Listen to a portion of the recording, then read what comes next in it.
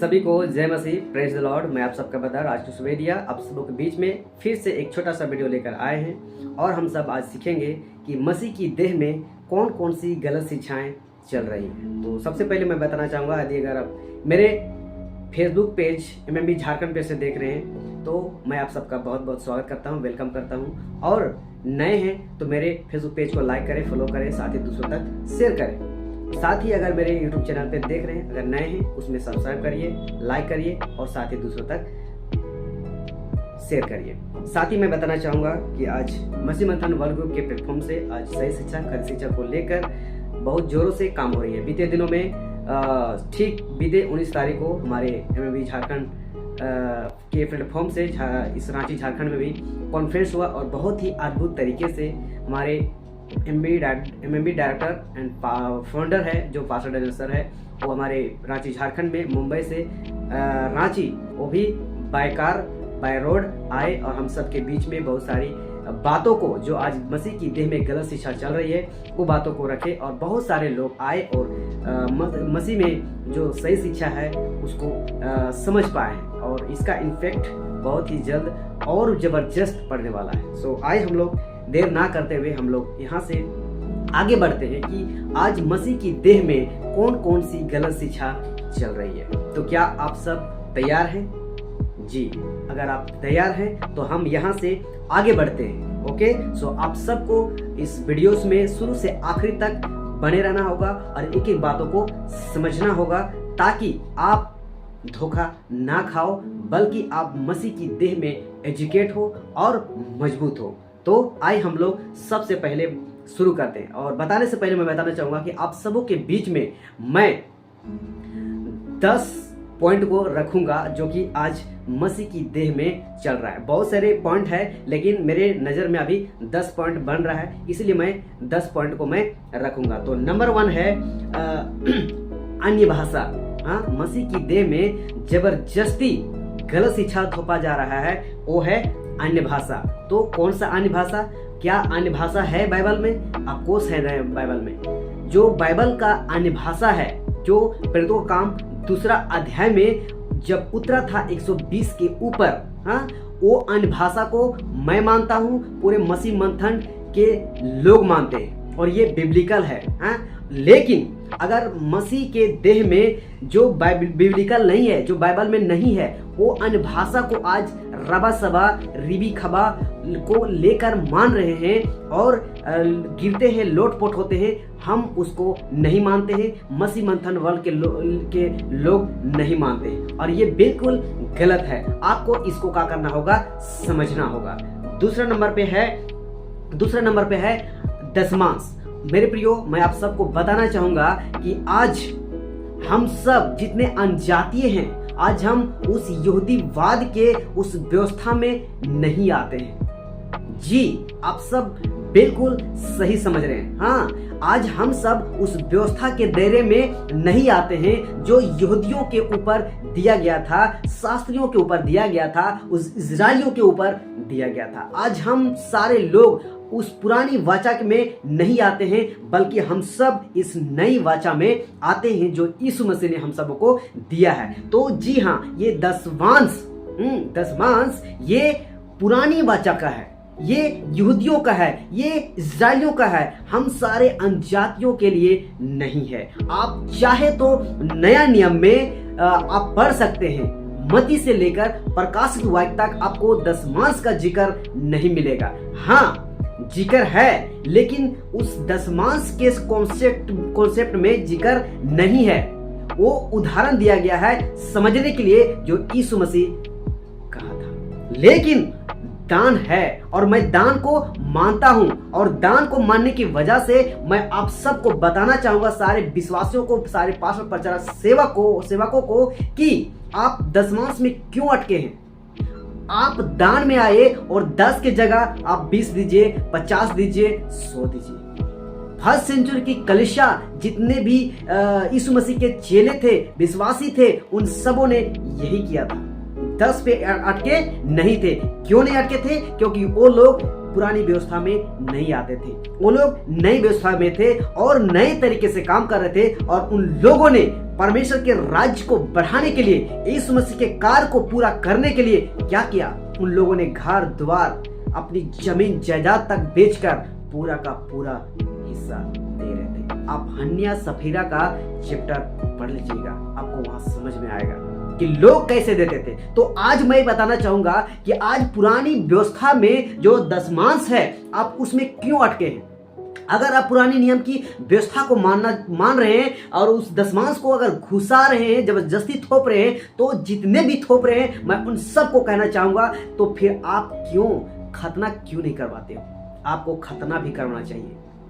और साथ ही मैं कहना चाहूंगा कि यहूदियों का जो नियम है, कानून है, टोटल 613 कानून है। आपको उस 613 कानून को भी साथ में लेके चलना होगा। अगर उसमें से अगर एक भी व्यवस्था को नहीं पूरा किए तो आप श्रापित के अधीन हैं। और यीशु मसीह बताया है कि कोई किसी ने उस व्यवस्था को पूरा नहीं किया, बल्कि यीशु मसीह पूरा किया। और उसी व्यवस्था को पूरा करने के लिए यीशु मसीह जगत में आया था 2024 साल पहले, और उन्होंने यही कहा था कि मैं व्यवस्था को लोप करने नहीं परंतु पूरा करने आया।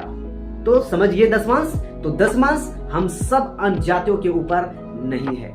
हम सारे लोग दान को मानते हैं और दान के हिसाब से लेकर हम परमेश्वर के राज्य को आगे बढ़ाना चाहते हैं। तो हम आगे बढ़ते हैं और सारी पॉइंट में। तीसरा नंबर है पवित्र आत्मा को बुलाना, यानी पवित्र आत्मा के नाम पे क्या कर रहा है? आज बहुत सारे लोगों ने मजाक बना के रखा है, बोलता है कि पवित्र आत्मा आ रहा है।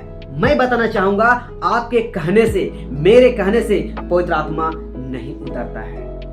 जब यीशु मसीह के स्वर्गारोहण होने के बाद ठीक 10 दिन के बाद जब पवित्र आत्मा उतरा था, तो कोई किसी ने उनको स्वागत नहीं किया था, कोई किसी ने उसको बुलाया नहीं था, बल्कि वे सारे लोग, सारे लोग 120 लोग प्रार्थना कर रहे थे।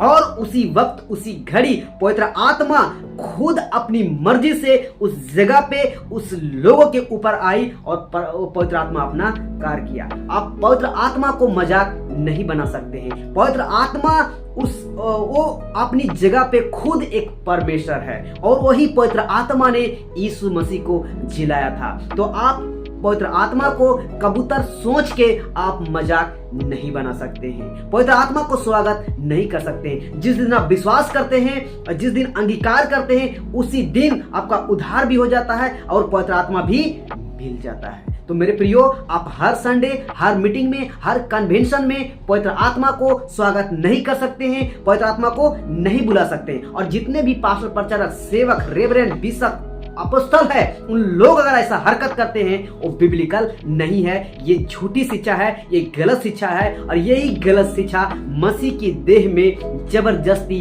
थोप रहे हैं, जिसको हमको इग्नोर करना होगा, इसको बाहर करना होगा, और हमें सही शिक्षा को लेके चलना होगा। आई होप इस बात को समझ गए। आई हम सब आते हैं चौथा नंबर पे। चौथा नंबर है अभिषेक करना। यानी आज मसीह की देह में क्या देखा जा रहा है? बहुत सारे पास्टर, प्रचारक, बिशप, रेवरेंड, संस्था वाले लोग, ये ऐसे वाले वैसे वाले लोग क्या कर रहे हैं? तेल पानी को लेकर बोल रहे हैं कि आओ मैं तुमको क्या करूंगा? अभिषेक करूंगा। क्या आप यीशु मसीह से बड़े हो गए हो?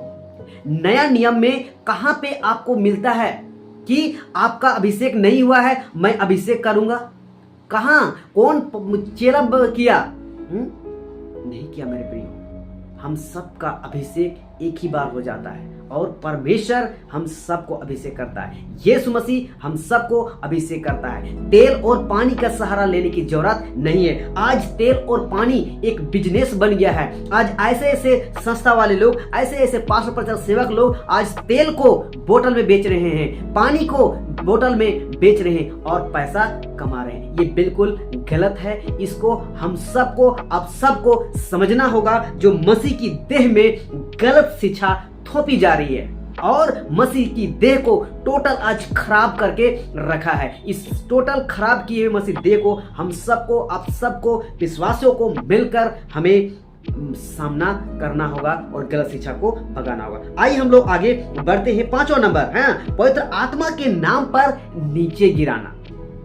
जी, आप सब अच्छे से समझ पा रहे हैं और अच्छे से सुन रहे होंगे कि आज पवित्र आत्मा के नाम पे क्या कर रहे हैं लोग, आज नीचे गिरा रहे हैं, लोटपोट हो रहे हैं। और लोग सोचते हैं ना कि जब तक हम गिरेंगे नहीं, जब तक हम मछली की तरफ तड़पेंगे नहीं, लोटपोट नहीं होंगे, तब तक पवित्र आत्मा आया कि नहीं आया हम अनुभव नहीं कर सकते हैं, ऐसा लोग सोचते हैं। लेकिन ये बिल्कुल गलत है, गलत है, गलत है। हमको, आपको इसको समझना होगा बाइबल के थ्रू से, वचन के थ्रू से।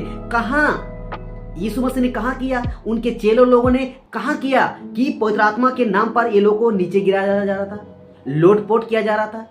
नहीं किया जा रहा। तो फिर आज क्यों? आज आपको, हमको, सबको ये बातें समझना होगा और उन झूठी शिक्षाओं को, झूठे पास्टर प्रचारक सेवकों को हमें पकड़ना होगा और उनसे दूर रहना होगा, दूरी बनाना होगा, अलग करना होगा। ओके, आइए आप समझ चुके हैं। आगे हम बढ़ते हैं 6ठा नंबर में, यहूदीवाद। जी, यहूदीवाद आज एक ऐसा कौम बन चुका है कि आज लोग विश्वास करते हैं, उद्धार पाते हैं, चर्च आना शुरू करते हैं, तो क्या करते हैं लोगों को, आज चूड़ी नहीं पहनो, कान का नहीं पहनो, मंगलसूत्र नहीं पहनो, सिंदूर मत लगाओ, दिस दैट, सफेद कपड़ा पहनो, ये वो बहुत सारी बातें क्या करते हैं, सिखाते हैं। और वो भी चर्च में। हाँ, चर्च में आ रहे हो, ऐसे पहनो, ऐसे पहनो, ऐसे आओ, वो दिख रहा है, वो दिख रहा है। और ठीक चर्च के बाहर आज फैशन डिजाइनर कैसे डिजाइन कर रहे हैं और मसीह के विश्वासी लोग, युद्ध लोग कैसे इस्तेमाल कर रहे हैं, कैसे चल रहे हैं, उसको नहीं देखते हैं। और ये बिल्कुल गलत है। अभी कल ही एक इंदर सिंह है पंजाब से, जलंधर से, उनसे मेरी बात हुई। उन्होंने कपड़े को लेकर बोलना शुरू कर दिया, पहनावा, हाँ, सादगी होना चाहिए, ये होना चाहिए, वो होना चाहिए। तो क्या हम यहूदीवाद, हाँ, यहूदीवाद को हम ले चले? जो यहूदा देश में, इजराइल देश में यहूदी शास्त्री फरीसी जैसा पहनते थे, आज हम वैसा पहने? क्या वैसा पहनने से हमारा उद्धार हो जाएगा, हम स्वर्ग पहुंच जाएंगे? नहीं, बिल्कुल नहीं। हमें पहनावा ओढ़ावा से लेना देना नहीं है, हमें अपने जीवन से लेना देना है। हमें अपने जीवन को ठीक करना है, हमें अपने जीवन को प्रभु के हाथ में सौंपना है और प्रभु के तरीके से चलना है। बाकी आप कैसा पहन रहे हो आपके ऊपर मैटर करता है। जी हाँ, पहनावा ओढ़ावा पे भी ध्यान देना है, फोकस करना है। हमें बेभद्र कपड़े नहीं पहनना है, वही पहने जो हम अच्छा लगे। बाइबल भी बताती है तुम्हारे वस्त्र कैसा पहनना होना चाहिए, सुहावने होना चाहिए, ना कि गलत।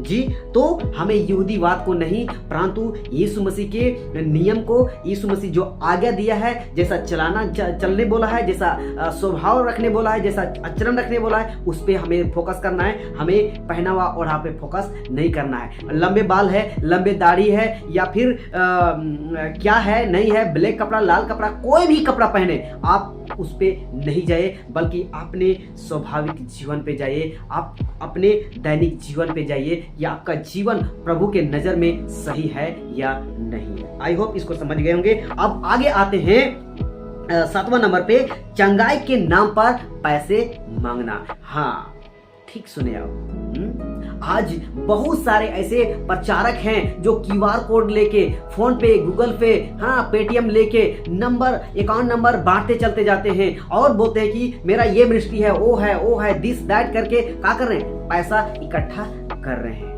वो तो कर रहे हैं, साथ ही कहीं पे कन्वेंशन लगाते हैं और लोग प्रार्थना करने के लिए आते हैं, तो कहते हैं कि मैं तुम्हारे लिए प्रार्थना तभी करूंगा जब तुम 5,000, 25,000, 30,000 जमा करोगे, तभी तुम्हारे लिए प्रार्थना करूंगा। अगर नहीं जमा करोगे तो मैं तुम्हारे लिए प्रार्थना नहीं करूंगा। ये बिल्कुल गलत है। हमको पैसा किसको देना है, कहां देना है, कैसे देना है, इस बात को समझना होगा। उस पास्टर को दीजिए, उस प्रचारक को दीजिए, उस सेवक को दीजिए जो सही तरीके से काम कर रहा है, लोगों को एजुकेट कर रहा है, चेला नियुक्त कर रहा है, तैयार कर रहा है, प्रचार के लिए भेज रहा है, उसी को देना है। भीड़ इकट्ठा करके और बहुत लाखों की तादाद में भीड़ इकट्ठा करके चंगाई के नाम पे और विभिन्न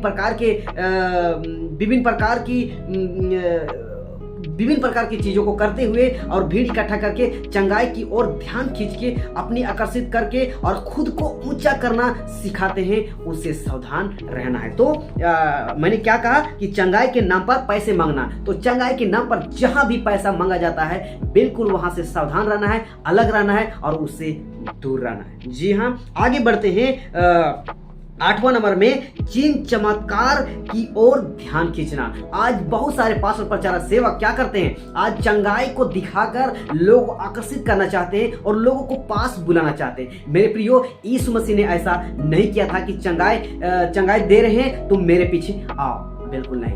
चंगाई दे के उनको भेज रहा था, लोग एजुकेट करके भेज रहा था। और मत्ती का पुस्तक 28 अध्याय वचन 18, 19, 20 में पढ़ोगे तो यही पता चलेगा, वो भेजता है, not coming, out going. Okay, वो भेजता है ना कि पास बुलाता है। और आज के सो कॉल्ड मिनिस्ट्री लोग क्या कर रहे हैं, पास बुला रहे हैं। और देखेंगे कि लाखों की तादाद में भीड़ इकट्ठा करके चर्च चला रहे हैं, पर्दे पे पिक्चर दिखा के। ये गलत है।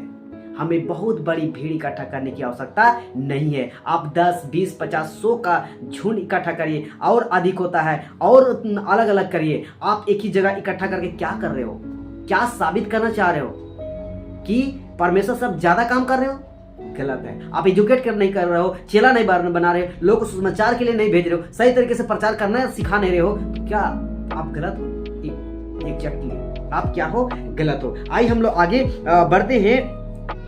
9 नंबर में खुद प्रार्थना करना नहीं सिखाना। जी हाँ, आज ऐसा भी चला है। बहुत सारे लोग प्रेयर टावर खोल के बैठे हैं, बहुत सारे लोग फेसबुक, यूट्यूब, इंस्टाग्राम में नंबर बांटते फिरते रहे कि आप प्रार्थना निवेदन दो, मैं प्रार्थना करूंगा। तेरा बाप का राज चल रहा है, जो आपके कहने से आपकी प्रार्थना सुनी जाएगी? क्या उसका प्रार्थना नहीं सुना जाएगा? अगर उसका जीवन सही रहेगा, उसका प्रार्थना खुद परमेश्वर सुनेगा। और यीशु मसीह यही सिखाया है, कि प्रभु यही सिखाया है वचन में कि मनुष्यों और परमेश्वर के बीच में एक ही बिचवा है, यीशु मसीह, और कोई दूसरा नहीं। तो आज बीच में पास्टर, प्रचारक, सेवक, रेवरेंड, अपोस्तल क्यों टांग अड़ाते हैं कि तू मेरे यहाँ प्रार्थना निवेदन दो, मैं तुम्हारे लिए प्रार्थना करूंगा? तो फिर यीशु मसीह कहाँ गया? यीशु मसीह की जगह आप ही क्रूस में बलि दिए थे, क्रूसिफाइड आप ही हुए थे, जो आप दूसरों की महिमा को खुद ले रहे हैं। और क्या करते हैं, चंगाई होते हैं तो बोलते हैं कि देखो हमने प्रार्थना कर दिया और चंगा हो गया। आपने प्रार्थना किया, आप चंगा किए, परमेश्वर के हाथ में है। चुटकी भर में आपको नीचे गिरा सकता है, और आप लूसीफर और दुष्टात्मा की ताकत से कर रहे हो, तो अपनी घमंड अपने पास रखो, आपका घमंड एक दिन चूर होने वाला है। जिस रुतबा को लेकर चल रहे हो ना, जिस घमंड को ले चल रहे हो ना, बड़ा बड़ा मिनिस्ट्री लेकर चल रहे हो ना, आपको एक दिन पता चलेगा उस न्याय सिंहासन के सामने। तो इस बात को ध्यान रखना है। और आगे हम देखेंगे, इसको फिर और थोड़ा सा क्लियर कर लेते हैं। खुद प्रार्थना, यीशु मसीह ने खुद प्रार्थना करने के लिए सिखाया था। बोल क्या सिखाया था कि जा अपनी कोठरी में जा और दरवाजा बंद कर, और वो भी गुप्त तरीके से प्रार्थना करना। आज क्या कर रहे हैं लोग, चर्चों में बड़ी हल्ला कर करके, ताली पीट पीट के प्रार्थना करते हैं, और कुछ लोग अपने घर में भी प्रार्थना करते हैं, इतना जोर जोर से प्रार्थना करते हैं कि खुद डिस्टर्ब और दूसरों को भी डिस्टर्ब, पड़ोसियों को डिस्टर्ब। ऐसा क्यों? लिखा है कि तुम्हारे ज्यादा बोलने से, बकबक करने से आपकी प्रार्थना सुनी नहीं जाएगी, बल्कि बोलता है कि आप गुप्त में प्रार्थना करो, और गुप्त में जो है परमेश्वर, वो गुप्त में आपको देखेगा और गुप्त में आपको क्या करेगा, प्रतिफल देगा। तो आज खुद प्रार्थना नहीं करना, दूसरों को प्रार्थना निवेदन देना और खुद बकबक वाली प्रार्थना करना, ये बिल्कुल गलत है। इसको क्या करना है, समझना है, नहीं तो हम धोखा में पड़ सकते हैं। आइए हम लोग लास्ट पॉइंट में जाते हैं। 10वां नंबर में लिखता है कि मेरा संस्था के हिसाब से ही चलना होगा। वाह, कितना दुख होता है।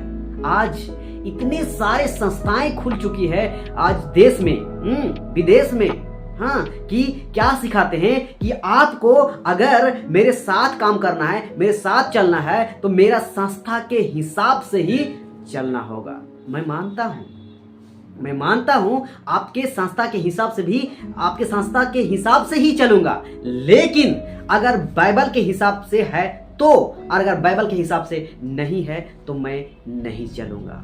और दूसरों को भी इंकरेज करना चाहूंगा कि उसके हिसाब से नहीं चलना है।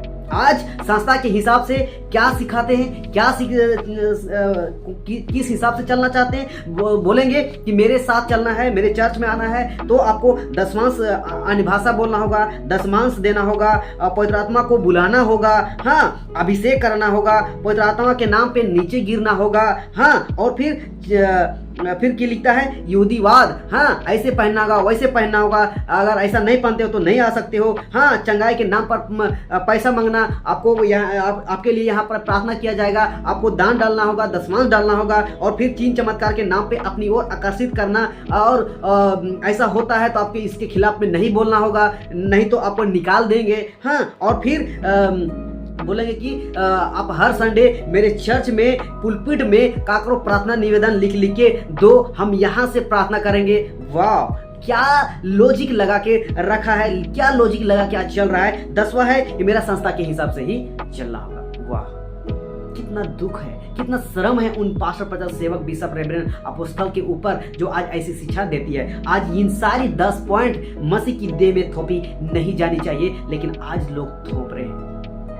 बिब्लिकल नहीं है, जो बाइबल है के हिसाब से है मैं उसे मानता हूं। और देखिए, और मैं बात बताना चाहूंगा कि आप गलत डॉक्ट्रिन यूं ही बना लेते हो बाइबल से, हाँ, एक वचन को उठा लेते हो और गलत डॉक्ट्रिन बना दिए। लेकिन कभी आपने सोचा कि हम इस बाइबल को ही पकड़ के, हाँ, ये बाइबल को ही पकड़ के हम सही डॉक्ट्रिन सिखाए, सही उपदेश दे, खरा वचन दे, जो युद्ध लोग बचे, विश्वासी बचे। आज क्यों नहीं बच पा रहे हैं? युद्ध जनरेशन आज किस स्थिति में आपको समझ में आ रहा है? नहीं समझ में आ रहा है। क्यों? क्योंकि उससे कोई मतलब नहीं है। आपको गलत डॉक्ट्रिन थोपना है और बैठना है, यानी पैसा लूटना है। आइए हम लोग कुछ वचनों को लास्ट में हम रखते जाएंगे और हम आगे बढ़ेंगे। हाँ, तो हम पढ़ेंगे मत्ती का पुस्तक 24 अध्याय वचन हम पढ़ेंगे 24 को। लिखता है, क्योंकि झूठे मसीह और झूठे भविष्यवक्ता उठ खड़े होंगे और बड़े चिन्ह और अद्भुत काम दिखाएंगे, यदि हो सके तो चुने हुए को भी भरमा दे। जी हाँ, आज जो जितने आज मैं अभी 10 पॉइंट रखा हूं ना, और ये 10 पॉइंट आज कलिसिया में, मीटिंग में, कॉन्वेंशन में आज थोपते हैं ना, ये लोग झूठी भविष्यवक्ता है, झूठे प्रचारक लोग हैं।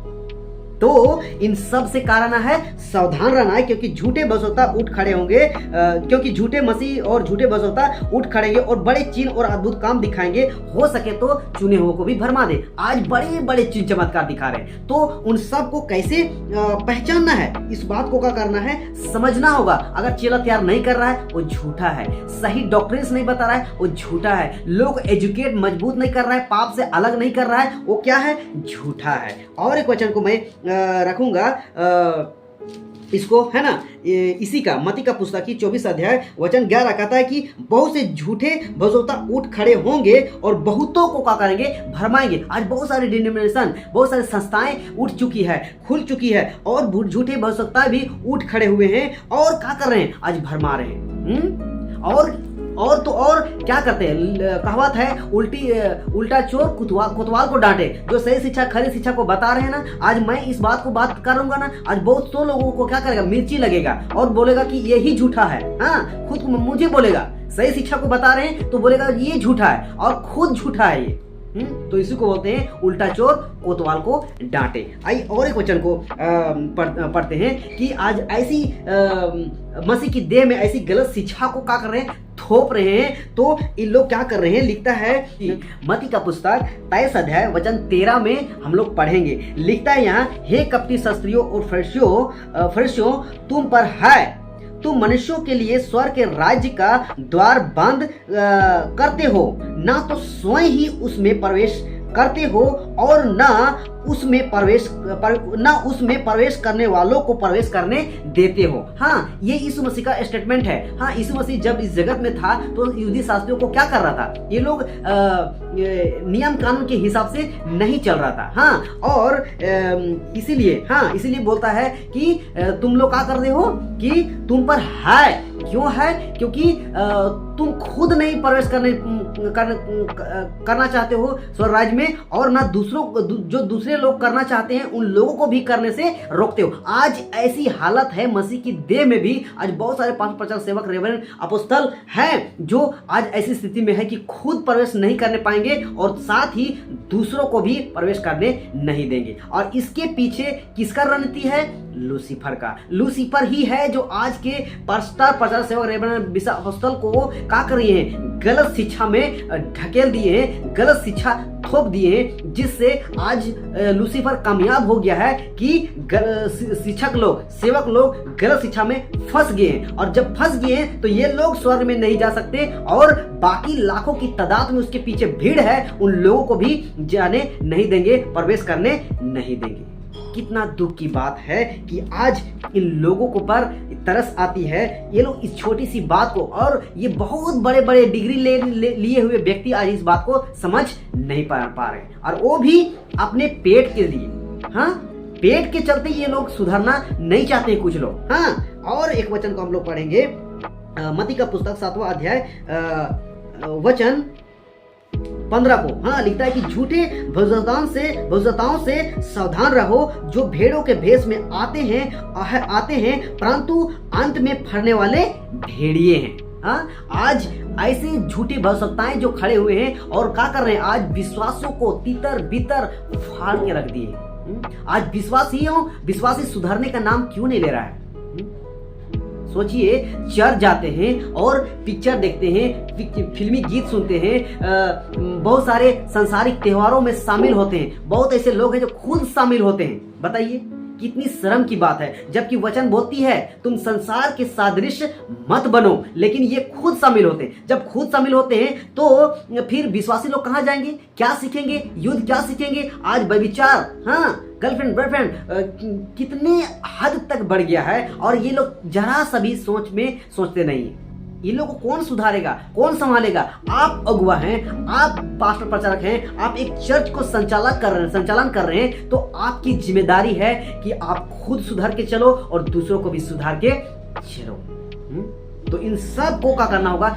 समझना होगा। और एक लास्ट वचन हम पढ़ेंगे, गलतियों का पुस्तक 6 अध्याय, गलतियों का पुस्तक 6 अध्याय वचन 9 को हम पढ़ते हैं। तो वहां लिखा है कि हम भले काम करने में हियाव ना छोड़े। हाँ, और लिखता है कि अगर यदि हम ढीले ना हो तो सही समय पर काटनी कटेंगे। मेरे प्रियो, आज जो भला काम करना है, जो सही शिक्षा, खरी शिक्षा को रखना है, उस काम में हमें हियाव नहीं छोड़ना है। हमें जबरदस्त तरीके से, मजबूती के साथ, ताकत के साथ खुद को झोंक दे के हमें क्या करना है? ये भले काम को करना है। ये गलत शिक्षा के बीच में सही शिक्षा को देना कोई बुरा बात नहीं है, ये गलत बात नहीं है। हम सबको जितना हो सके ताकत के साथ हम सबको ये बातें सिखाना होगा, बड़ी हियाव के साथ। पौलुस ने यही किया था, यीशु मसीह ने यही किया था, जितने चेले थे ने फर्स्ट सेंचुरी कलीसिया में यही किया था।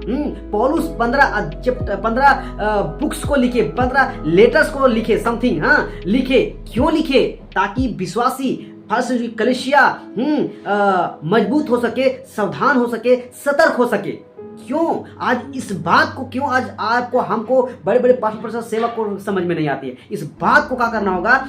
समझना होगा। लिखता है कि हम भले काम करने में हियाव ना छोड़े, हमको नहीं छोड़ना है। हमको पूरी ताकत के साथ खुद को झोंक दे के हमको करना है। और लिखता है आगे कि यदि हम ढीले ना हो तो सही समय पर काटेंगे। मेरे प्रियो, आज संसार फसल पक चुका है, हमें काटने की आवश्यकता है। हाँ, लेकिन अगर हम खुद ढीले हैं, खुद एक चर्च के अगुआ, पास्टर, प्रचारक, बिशप, रेवरेंड अगर ढीला है तो काट कैसे पाएंगे? और यही वजह है, नहीं काटने के वजह से आज विश्वासी क्या हो रहा है? बर्बाद हो रहा है, फसल बर्बाद हो रहा है, खराब हो रहा है, और ये खराब होके नरक की ओर जा रहा है। कितनी दुख की बात है मेरे प्रियो। मैं आप सबों से बताना चाहूंगा, आपको, हमको, आज बड़े बड़े पास्टर, प्रचारक, सेवक इस बात को नहीं समझ रहे हैं, लेकिन आपको, आप विश्वासी हैं, आपको बाइबल पढ़ना होगा, आपको समझना होगा और इसके लिए काम करना होगा। यही वजह है मसीह मंथन वर्ल्ड ग्रुप तैयार हुआ है और एक बहुत बड़ी बोझ के साथ काम कर रहा है। और आज इस गलत शिक्षा के बीच में सही शिक्षा को रखने की वजह से बहुत सारे लोगों को मिर्ची लग गई है। दो लोग डरे हुए हैं, समे हुए। आपको डरना होगा। गलत शिक्षा वाले लोग सावधान हो जाओ, सतर्क हो जाओ। अभी भी मौका है, अभी भी चांस है। यीशु मसीह परमेश्वर अभी भी अगर आपको जीवित रखा है तो आपको सुधरने के लिए रखा है। आपको सुधरना होगा, संभलना होगा और खुद को तैयार करना होगा और लोगों को भी तैयार करना होगा। मेरे प्रियो, मैं आप सबों से कहना चाहूंगा, आप सब हाथ से हाथ मिलाइए और हम सब जिस मकसद से चल रहे मसीह मंथन वर्ल्ड ग्रुप को लेकर, आप सबको हाथ से हाथ मिला के परमेश्वर के राज्य को आगे बढ़ाना होगा और गलत शिक्षा को दूर करके हमें सही शिक्षा की नींव को रखना होगा। आज गलत शिक्षा की रद्दा इतनी तादाद में रख चुकी है कि मत पूछिए। एक लास्ट वचन रखूंगा और मैं समाप्त करूंगा। लिखा है परमेश्वर का, यीशु मसीह का स्टेटमेंट है, हाँ, ठोकरों का लगना अवश्य है, परंतु हाय उन पर जिसके कारण ठोकर लगती है। माय गुडनेस, आज सही शिक्षा को रखने की वजह से आज गलत शिक्षा वाले लोग, गलत पास्टर, प्रचारक, सेवक, झूठी भविष्यवक्ताएं, सेवक लोग क्या कर रहे हैं? आज ठोकर लग रहा है। हाँ, ठोकर लग रहा है। मेरे प्रियो, आपको ठोकर लग रहा है तो सुधरने के लिए, ठोकर लग रहा है तो सुधारने के लिए आपको सुधरना होगा। जब गाड़ी चलती है रोड में ना, तो रोड में ब्रेकर होती है। ब्रेकर किस लिए होती है? आपके लिए, हम सब के लिए, पूरी पब्लिक के लिए, कि उस ठोकर को देखे और अपने आप में सावधान, सतर्क हो, ज्यादा स्पीड नहीं चले। हाईवे में स्पीड मीटर क्यों लगाया जाता है? आपको, आपके सुरक्षित के लिए कि आप एक लिमिट में चलिए, लिमिट क्रॉस मत करिए, ताकि कहीं ऐसा ना हो कि हादसा हो जाए। उसी प्रकार से हम सारे बाइबल को भी लिमिट के हिसाब से रखना होगा। लिमिट में, जिस लिमिट में हमको बोल रहा है रहने के लिए ना, वही लिमिट में हम रहना है। हमें उस लिमिट को क्रॉस नहीं करना है। ब्रेकर में स्पीड से हम पार करते हैं ना, तो हादसा होने की डर रहता है। हाँ, और आगे का स्टेटमेंट लिखता है कि ठोकरों का लगना अवश्य है, परंतु हाय उन पर जिसके द्वारा ठोकर लगती है। मतलब आप आज गलत शिक्षा वाले लोग, झूठी शिक्षा वाले लोग क्या कर रहे हैं? गलत शिक्षा, गलत डॉक्ट्रिन, गलत सिद्धांत थोप रहे जबरदस्ती। तो ये क्या हो रहा है? लोग आज ठोकर खा रहे हैं और आज उन्हीं की वजह से लोग आज स्वर्ग से वंचित हो जाएंगे। कितनी दुख की बात है कि आज बड़े बड़े पास्टर, प्रचारक, सेवक, रेवरेंड, अपस्थल के लोगों के कारण आज लोग क्या हो रहा है? नरक में जा रहा है। कितनी दुख की बात है। उन सबको इतनी पिटाई मिलेगी नरक में, इतनी पिटाई मिलेगी, इतने डंडे पड़ेंगे कि उस दिन समझ में आएगा। विश्वासी लोग, आप सबको भी इस बात को समझना होगा। उस दिन आपको पछताने के लिए मौका नहीं रहेगा। आज ही इसी वक्त आपके पास वक्त है समझने का। आप समझिए इस बात को, समझिए। आज गलत शिक्षा के बीच में सही शिक्षा आ रही है तो आपको ठोकर लग रहा है ना? आपको ठोकर लग रहा है, आप समझ जाइए प्लीज। आप समझ जाइए, सावधान हो जाइए, सतर्क हो जाइए, आपका डॉक्ट्रिन्स को ठीक करिए और बाइबल जो बताती है, जैसा बताती है वैसा चलिए। आई होप इस बात को समझ गए होंगे। और जो आज मैं 10 पॉइंट रखा हूं, आप नेक्स्ट मैं एक एक पॉइंट पर आऊंगा और आप सबके बीच में बातों को रखूंगा। सो आज के लिए इतना ही। प्रेज गॉड, जय मसीह, गॉड ब्लेस यू ऑल।